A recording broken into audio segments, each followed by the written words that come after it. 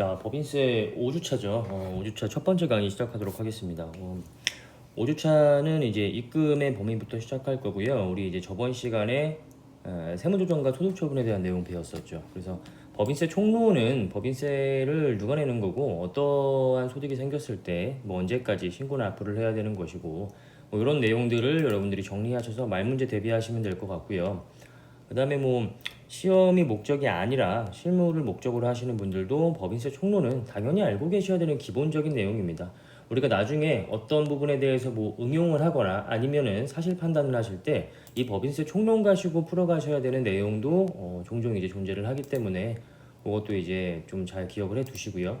그 다음에 세무조정과 소득처분은 요거는 뭐 당연히 모르시면 안 되는 내용이죠. 무조건 알고 계셔야 되는 내용이고 여기 이해가 안 되거나 좀 이제 낯선 분들은 반복해서 시청을 하세요. 틀어놓으시면서 계속 이제 제가 강의하시는 거 이제 좀 듣기만 해도 어느 정도 이제 내용이 좀 이제 익숙해지실 거기 때문에 그 정도의 수준으로 맞춰 놓으시고요. 그 다음에 이제 지금부터 들어가는 내용이 법인세 이제 본격적인 세세한 부분들을 이제 살펴보게 되는 그러한 내용이라고 생각을 하시면 됩니다. 그 중에서 이제 첫 번째로 이제 입금의 범위에 대해서 살펴보도록 할 거고요. 입금의 범위에 대해서 살펴보고 주요 입금과 입금 불산입 항목에 대해서 살펴보도록 할 거예요. 자, 여러분들 우리가 지금 법인세를 배우고 있는 이유를 아셔야겠죠. 뭐예요? 법인이 벌어들인 소득에 대해서 과세를 하기 위해서 그래서 법인세라는 세목이 생기게 된 거잖아요. 그렇죠? 자, 이 이유를 잘 아셔야 되고 입금이라는 거는 뭐예요? 그러면 법인세법상으로 과세를 하겠다. 이게 입금이잖아요. 그렇죠? 송금은 뭐예요? 법인세법상으로 과세를 하지 않겠다. 물론 입금불산입과 송금불산입도 마찬가지의 내용이고요. 그렇죠? 즉 플러스의 조정, 입금 산입과 송금 불산입에 대한 조정을 하겠다라는 건 뭐예요? 과세를 하겠다. 반대로 뭐예요? 송금 산입과 입금 불산입에 대한 조정을 하겠다라는 건 뭐예요? 그럼 과세를 하지 않겠다. 이런 내용으로 여러분들이 기억을 하시면 되겠죠.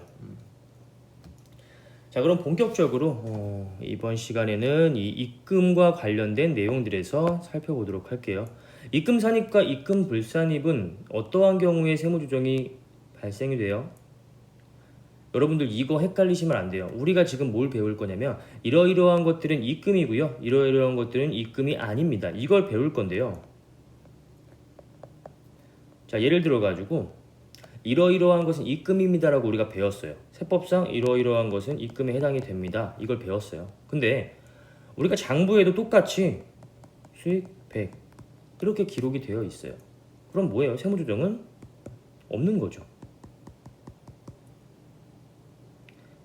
이거 이해하셔야 돼요. 법인세법상 입금에 해당이 됩니다라는 걸 배웠어요. 이거 입금 산입 항목이에요. 이렇게 공부를 하잖아. 그렇다고 무조건 세무조정에 입금 산입 이렇게 하시는 건 아니에요. 그렇죠? 우리가 지금 배우는 건 요거 배우는 거예요. 요거. 여기에 입금이 들어갈 것이냐 말 것이냐 들어간다라고 하면 얼마만큼의 금액이 들어갈 것이냐 이거 공부하고 있는 거예요. 기초를 확실하게 이해하셔야 돼요. 세무조정은 뭐예요? 장부에 어떻게 계상했는지를 보고 내가 지금 공부하고 있는 입금과 차이가 발생되는 금액에 대해서 들어가는 게 세무조정이에요. 입금 산입 항목을 배웠다고 해가지고 반드시 이 세무조정에 입금 산입 이렇게 들어가는 거 아니고요. 만약에 입금 불산입 항목을 배웠다라고 해서 이것은 세법상 입금 불산입 항목입니다 라고 했을 때 무조건 세무조정에 입금 불산입 이렇게 들어가는 건 아니라는 거예요. 그렇죠? 뭐예요? 우리는 지금 세법상 입금 불산입 항목이 얼마인지 요거 지금 배우고 있는 거고요. 장부에 수익을 계상을 했는지 안 했는지 얼마만큼의 금액을 계상했는지에 대한 차이를 조정하는 게 세무조정이라는 거예요. 아시겠죠? 즉 세무조정은 뭐예요? 어떻게 나올지 알 수가 없죠. 장부에 어떻게 계상을 했는지에 따라서 세무조정은 다 다르게 나올 것이기 때문에 기업회계 기준에 의해서 작성하는 손익계산서에 의한 게 지금 제가 B라고 표시한 장부인데 또는 재무상태표에 의한 게 B라고 표시한 장부인데 기업회계 기준에 따라서 정확하게 계상을 안 했을 수도 있는 거잖아요. 우리는 세무조정이라는 건 기업회계 기준과 세법상의 차이를 조정하는 것이 아니라 회사가 실제로 기록한 장부상, 즉 손익계산서나 재무상태표상에 기록된 금액과 세법상의 금액을 비교를 해서 그에 대한 차이를 조정하는 것을 세무조정이라고 했었죠. 그래서 우리가 지금 공부하고 있는 거는 요 내용이다라는 걸 기억하셔야 돼요. 세무조정이 어떻게 나올지는 아무도 모르는 거다. 장부에 어떻게 계상되어 있는지에 따라서 여러 가지 경우의 수가 나올 수가 있는 것이겠죠. 그래서 지금 뭐 입금 항목을 공부한다라고 해서 이거는 뭐 세무조정상으로 무조건 입금에 들어가는 거고, 입금 불산입 항목을 공부했다라고 해가지고 이거는 무조건 세무조정에 입금 불산입이 되는 것은 아니다. 장부에 어떻게 계상되어 있는지에 따라서 세무조정은 달라질 수가 있다라는 걸 일단 기억하셔야 돼요. 이거 기초를 잘못 잡은 분들이 나중에 이제 질문하시는 유형 중에 하나예요. 이거 입금 불산입 항목인데 왜 여기에 세무조정을 하지 않습니까? 장부에서도 수익으로 계상하지 않았어요. 장부의 수익도 아니고 세법상 입금도 아니니까 당연히 세무조정할 금액은 없겠죠. 요 개념을 이해하셔야 돼요. 자, 그럼 입금의 범위 한번 보도록 할게요. 개념이 먼저 나오는데, 입금이라는 건 순자산을 증가시키는 거래로 인하여 발생하는 수익을 말합니다. 즉 법인세법은 우리 초반에 이제 공부를 했을 때 포괄주의라는 거 공부를 하셨었죠. 법인세법은 뭐 이러이러한 항목들에 대해서 과세를 하겠습니다라는 게 뭐 규정은 되어 있는데, 그 밑에 뭐라고 되어 있냐 하면 입금의 범위 먼저 살짝 한번 볼게요. 그 법인에게 귀속되거나 귀속될 금액으로서 기타의 수익, 즉 위에 예시되지 않은 항목이라도 순자산이 증가를 했다면 그냥 무조건 입금에 다 해당이 돼요. 이것을 포괄주의 과세 방식이라고 합니다. 그래서 법에서 열거가 되어 있지 않는데 이거 법인세법상 과세가 되는 겁니까? 순자산이 증가했다면 과세가 됩니다. 왜? 포괄주의이기 때문에. 소득세법상의 기본적인 논리는 열거주의였어요. 그렇죠? 법에서 열거된 것만 과세를 하겠다라는 게 소득세법의 기본 논리였어요. 물론 뭐 이제 이자 배당이나 뭐 사업소득 같은 경우에는 포괄주의로서 이제 그 과세를 좀 커버하는 그런 뭐 예외도 있긴 하지만 어쨌든 기본은 열거주의였죠. 법인세법은 그냥 무조건 포괄주의라고 생각하시면 돼요. 얘는 법인의 순자산이 증가했으면 그것에 대해서 다 과세를 하고 있습니다. 자, 하지만 자본 출자의 납입과 입금 불산입 항목은 순자산이 증가되었다라고 하더라도 법인세법상의 수익인 입금으로 보지 않습니다. 일단 입금 불산입 항목은 왜 그렇게 보지 않냐고 하면 조세 정책적인 목적 때문에 그래요. 실제로 이것은 순자산이 증가된 것이긴 하지만 이런 것까지 과세를 하면 안 되는 그러한 사유가 있는 거예요. 그러한 사유들을 좀 이제 반영을 해줬다. 이런 식으로 생각하시면 돼요. 그래서 여러분들은 입금 항목을 기억하시는 것보다 사실은 입금 불산입 항목을 기억해 놓으시는 게 더 좋으실 수도 있겠죠. 순자산이 증가했으면 무조건 입금. 하지만 별도로 입금 불산입 항목으로 정해 놓은 게 있다면 그것은 과세하지 않겠다라는 과세 방식이기 때문에. 자, 그 다음에 두 번째로 자본 출자의 납입도 입금으로 보지 않겠대요. 자본 출자의 납입이 뭐예요? 이 회계처리잖아요. 자본금이 증가했다라는 건 우리가 그만큼 자금 조달을 해왔다라는 거고요. 자기 자본이라고 하잖아요. 내가 상환해야 될 의무가 없는 그러한 자금을 끌어 모은 걸 말해요. 자, 이렇게 해가지고 내가 이번에 출자를 받았어요. 그래서 100만큼의 출자를 받아서 현금 100, 자본금 100 이렇게 계상을 했습니다. 자, 이 회계 처리 보시면 차변에 현금이라는 자산이 증가를 했죠. 뭐예요? 입금의 개념에 충족이 돼요. 순자산을 증가시키는 거래이기 때문에. 하지만 이 거래는요, 입금으로 보지 않습니다. 이 자본금은 입금으로 보지 않아요. 그 이유는 무엇이냐 하면 여러분들 자본금은요, 회사가 수익을 내기 위한 기본적인 돈이라고 생각하시면 돼요. 이걸 이제 시드머니라고 보통 부르거든요. 씨앗이 되는 돈이라고 생각하시면 돼요. 아니, 회사가 돈을 벌려면 기본적인 자금은 있어야 될 거 아니에요. 예를 들어 가지고 우리가 뭐 제조업이라고 해볼게요. 자, 내가 제조업이면 물건을 만들어서 팔아야겠죠. 그 물건을 팔므로 인해서 나한테 수익이 발생될 거 아니에요. 근데 물건 뭘로 만들 거야? 지금 아무것도 없는데. 기계도 사야 되고요. 원재료도 사야 되고요. 직원들 인건비도 들어갈 거 아니에요. 뭐예요? 자본금이라는 게 바탕이 되어 있어야 돼요. 이 처음에 그 회사 초반에 자본금이 있어야만 내가 이 물건을 판들 그러한 기본 여건이 만들어지는 거 아니에요. 그렇죠?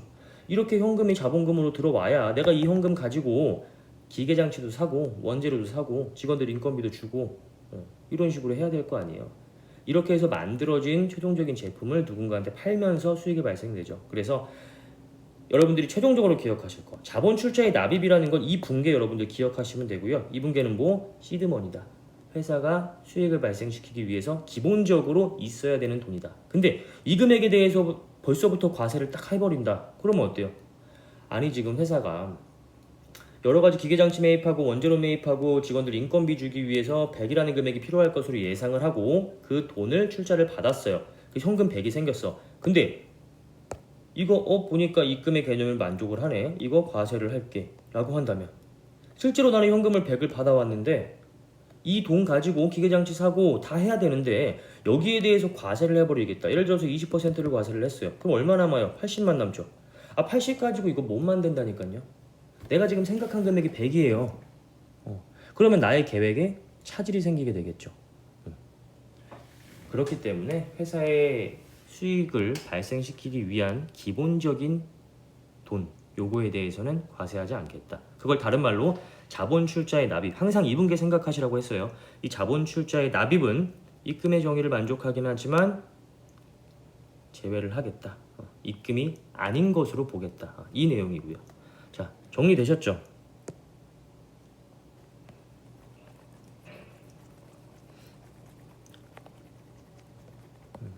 자, 그래서 자본 출자의 납입 그리고 입금 불산입 항목 제외한다라는 사실 꼭 기억하셔야 돼요.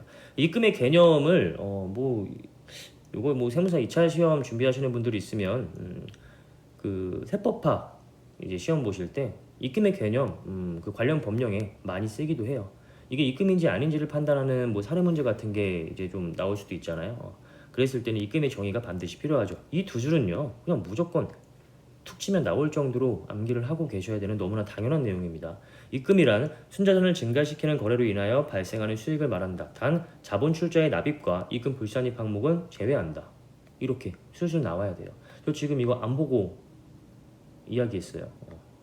안 믿어도 되겠지만 이런 식으로 기억을 해두시면 되고요. 자, 입금의 범위 나옵니다. 일반적인 입금과 간주 입금과 그 외의 입금이라고 나와 있어요. 자, 이런 내용들 우리가 이제 하나씩 뭐 자세히 살펴보도록 할 건데 뭐 이런 게 있구나라고 여러분들 그냥 한 번씩 읽어보시면 돼요. 밑에서 차근차근 공부할 거고요.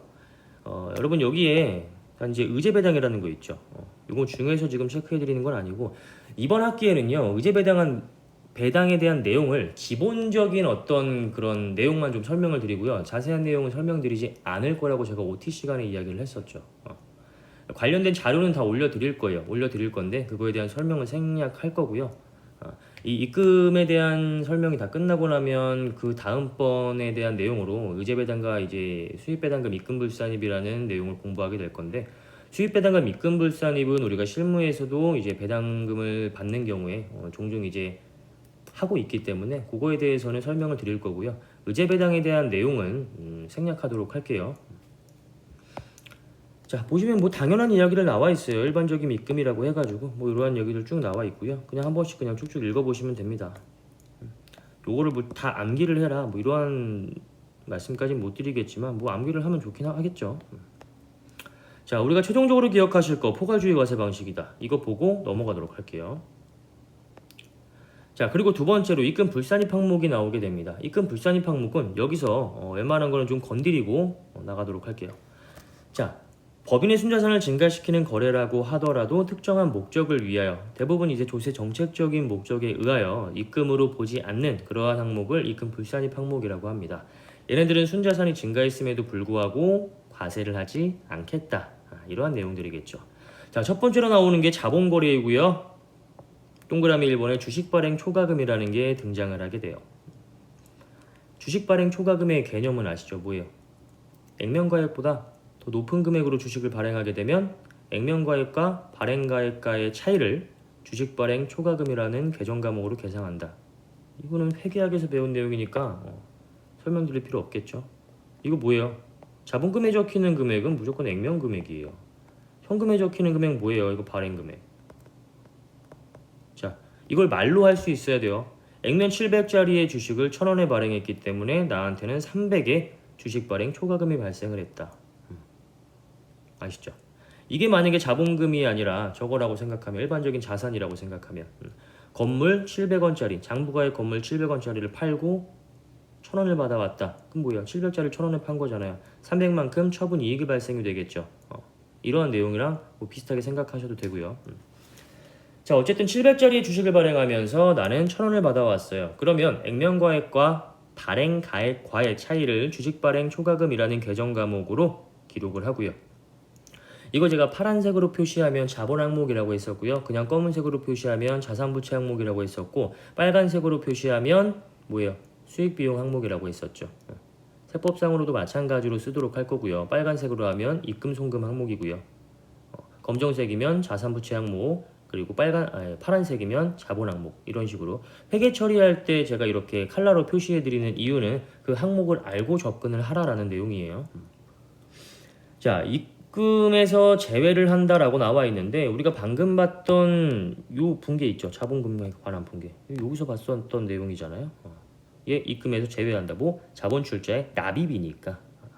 자본금과 관련된 것은 입금에서 제외한다라고 방금 전에 공부했던 내용이고요. 그 다음에 이 자본금에 대한 액면 금액을 초과해서 발행을 해서 나오게 되는 주식 발행 초과금이라는 이 계정 과목도요. 입금 불산입 항목으로 봅니다. 세법도 자본으로 취급을 하고 있기 때문에 지금 무슨 말이냐 하면 장부, 즉 기업회계 기준도요. 기업회계 기준에 의해서 장부가 작성이 되었다라고 한다면 이런 식으로 회계 처리가 나왔을 거고 세법도 뭐예요? 상동. 똑같은 회계 처리를 한다라는 거예요. 세법도 같이 취급해요. 자본금 입금 제외하고요. 주식 발행 초과금, 입금 불산입 항목으로 보고 있습니다. 세법도 주식 발행 초과금은 그냥 기업회계 기준과 같이 자본으로 보고 있습니다. 그래서 관련된 세무조정은 얘가 이 장부가 기업회계 기준에 의해서 제대로 계상을 했다면 관련된 세무조정은 발생이 되지 않겠죠.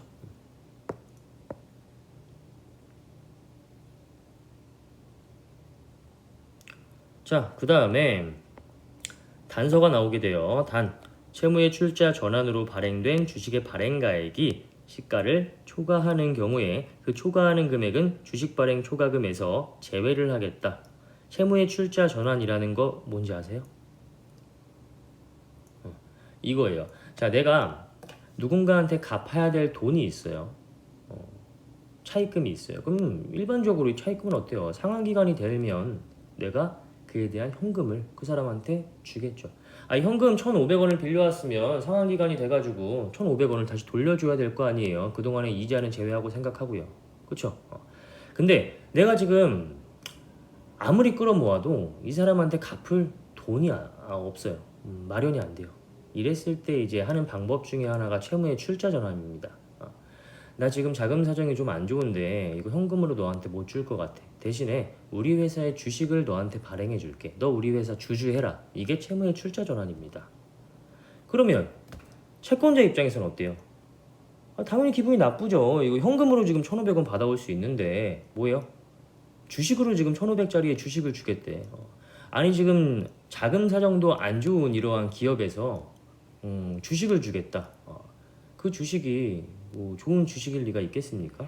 그렇죠? 자기한테 갚아야 될 돈도 못 갚아가지고 주식으로 대신 주겠다는 회사가 좋은 회사일 리가 있겠어요? 없겠죠.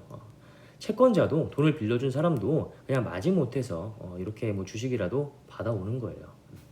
어쨌든 뭐 그러한 상황이 발생이 되었다라고 한다면 당연히 차변에 내가 갚아야 될 돈이 차입금이 없어지고요. 그 다음에 나의 채권자한테 내가 주식을 발행을 해주겠죠. 액면가액이 700원이고 주식의 발행가액이 1,500원이다 라고 한다면 주식 발행 초과금 300원. 요걸 여러분들 좀 정리를 하셔야 될 것 같아요. 이건 회계학에서 해야 되는데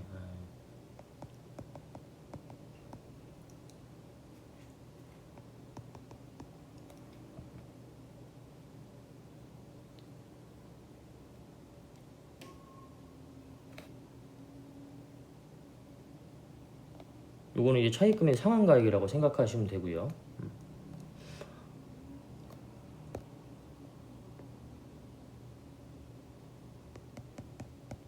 이렇게 생각을 하시면 됩니다. 아니면 얘를 뭐 시가라고 그냥 이 금액을 이렇게 생각하셔도 되고요. 뭐 없어지는 금액이다. 어차피 차변과 대변의 합계액은 같으니까 이런 식으로 좀 생각을 하셔도 되고요. 자, 채무의 출자 전환으로 발행된 주식의 발행가액이 시가를 초과하는 경우에 그 초과하는 금액은 주식 발행 초과금에서 제외를 한다. 주식의 발행가액은 1,000원이었고요. 이 차입금이 없어지는 금액이 1,500이라고 한다면 뭐예요? 1,000원짜리의 주식을 발행을 하면서 액면가액은 700원인데 지금 발행가액이 얼마? 1,000원이잖아요. 주식을 1,000원에 발행을 하면서 1,500원을 받아왔어요. 그러면 나머지 이 500만큼은 뭐? 이건 주식 발행 초과금으로 보지 않겠다. 채무 면제 이익으로 보겠다라는 거예요. 그러니까 쉽게 말하면 이거죠, 여러분들. 차입금 1,500짜리가 있으면 나도 주식을 얘한테 1,500짜리를 줘야 되는 거잖아요. 그렇죠? 근데 나는 얘한테 주식을 얼마짜리를 줬어요? 1,000원짜리를 준 거예요. 그럼 뭐요? 나는 500원 나한테 이익이 생긴 거잖아요. 차입금을 없애면서 500원이라는 이익이 발생되었어요. 이거 우리 예전에 본 적 있었죠? 뭐? 채무면제 이익. 자산수증이익과 채무면제 이익 공부했던 거 기억나세요? 자산수증이익은 뭐예요? 누가 나한테 건물 같은 것을 공짜로 준 경우 나한테 이익이 생겼기 때문에 세법에서도 순자산의 증가로 봐서 입금으로 보겠다. 채무면제 이익 뭐예요? 내가 누군가한테 갚아야 될 돈이 있는데 그 돈을 누군가가 갚지 말라고 해준 거예요. 이건 뭐예요? 나한테 그만큼 부채가 감소가 된 거니까 나의 순자산이 증가를 한 거겠죠. 뭐 세법상 입금으로 봅니다. 그때 우리가 단서에서 공부했던 내용 중에 뭐가 있었어요? 이월결손금 보전에 이런 것들을 충당하는 경우에는 입금으로 보지 않겠다.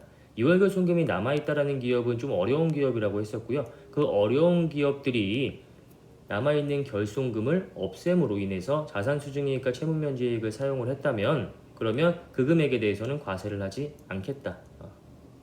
이런 내용 공부했던 거 기억나세요? 자, 얘도 마찬가지예요. 한 번 더 보는 거고요.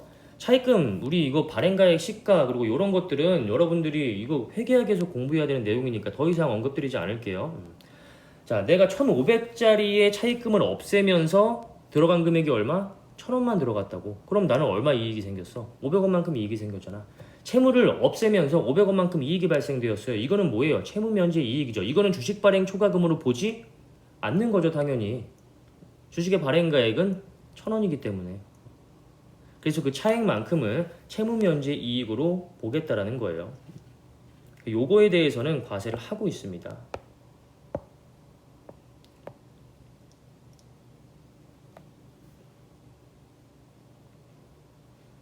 채무면제이익, 자산수증이익, 입금 항목이다라는 거 저번 시간에 공부했고요. 이번 시간에는 조금 더 복잡한 상황으로 한 번 더 채무면제이익은 입금 항목이다. 과세가 되는 것이다. 다시 한번 건드리게 되었던 내용이고요. 자, 그 다음에 주식의 포괄적 교환 차익과 포괄적 이전 차익이 나오고요. 뭐 감자 차익 같은 거 나오고. 요거 뭐 두 개 다 같게 생각을 하시면 돼요. 둘 다 입금 불산입 항목입니다. 뭐 합병 차익, 분할 차익도 마찬가지고요. 다 입금 불산입 항목입니다. 자, 그 다음에 요거와 연결되는 내용이 또 하나 있었죠. 자산수증이익과 채무면제이익 중에서 이것을 이월결손금 보전에 충당을 했다라고 한다면 입금 불산입하겠다. 과세하지 않겠다라는 내용도 한 번 더 정리를 하도록 하고요. 자, 그 다음에 뭐 이렇게 쭉 한번 보시면 되고요. 주요 입금 항목과 입금 불산입 항목에 대해서 하나씩 이제 자세하게 살펴보도록 할게요. 잠깐 쉬었다 두 번째 강의 시작할게요.